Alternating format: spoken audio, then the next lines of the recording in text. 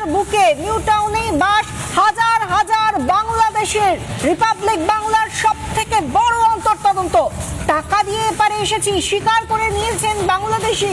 কলকাতার নাকের ডগায় বাংলাদেশি কলোনি গড়ে উঠছে। শপিং মলের পাশে এখন ফাঁকা করছে গোটা এলাকা। কিন্তু প্রশ্ন, এবার কোথায় গেল সবাই? কেন হঠাৎ সবকিছু ফাঁকা হয়ে গেল? রিপাবলিক বাংলায় সুপার এক্সক্লুসিভ খবর, এই মুহূর্তের সব থেকে বড় খবর, যা এসআইআর আবহে সত্যি চোখে আঙুল দিয়ে দেখাচ্ছে কেন এসআইআর এর প্রয়োজনীয়তা রয়েছে। আপনারাই থাকেন এখানে?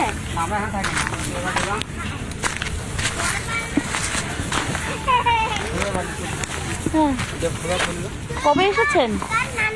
এসছি আপনার প্রায় 14-15 বছর হচ্ছে। ভোটার কার্ডের জন্য টাকা দিয়েছিলেন? না না ভাই, ভোটার কার্ডের আমাদের কিচ্ছু নেই। হ্যাঁ, কিচ্ছু নেই। আধার কার্ড কিচ্ছু নেই। কেন নেই? কেন বানাননি কেন? বানায়নি। কতদিন আগে এসেছেন? কিছু অনেক দিন ধরে, আপনার এই 12-13 বছর হচ্ছে। কোন জেলায় ছিল বাড়ি? খুলনা জেলা। খুলনা। এখন তো এসআইআর হচ্ছে। হ্যাঁ, এখানে চলে যাবো। এখন কতদিন পর চলে যাবেন? এই মাসের তো কাজ করে চলে যাবো। হ্যাঁ, কাজ করে চলে যাবো। আসা যাওয়া হয় নাকি? মানে মানে খুলনা জেলা থেকে আসেন যান নাকি? হ্যাঁ চলুন, কোনো অসুবিধা নেই। আমরা এসেছিলাম। দাদা, এই বস্তিটার নাম কি?